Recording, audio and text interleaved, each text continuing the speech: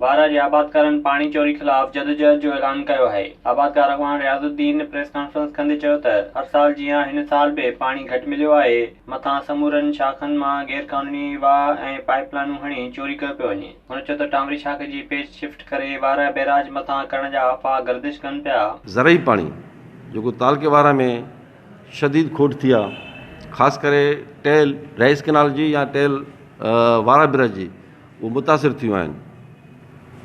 त टेल वारा दोस्त बि गॾु थिया ऐं असां बि इहा ज़रूरत महसूसु कंदे पंहिंजे नुमाइंदनि सां बि ॻाल्हायो ऐं पंहिंजी हुकूमत सां बि ॻाल्हायो आहे। पर असां असुल में इहो ॾिठो, पहिरियां त मां वज़ाहत कयां त हीअ जेके दोस्त गॾु थिया आहिनि, इहे निज आबादकार आहिनि। हिन में का बि पार्टी कान्हे का। हिन महिल जेके असां गॾु थिया आहियूं उहे सभु आबादकार गॾु थिया आहियूं। त असां ॾिठोसीं त खोट छो आहे, उहो मालूम थियो असांखे। ऑफिसरनि सां बि राब्ता थिया, पंहिंजे नुमाइंदनि सां राब्ता थिया।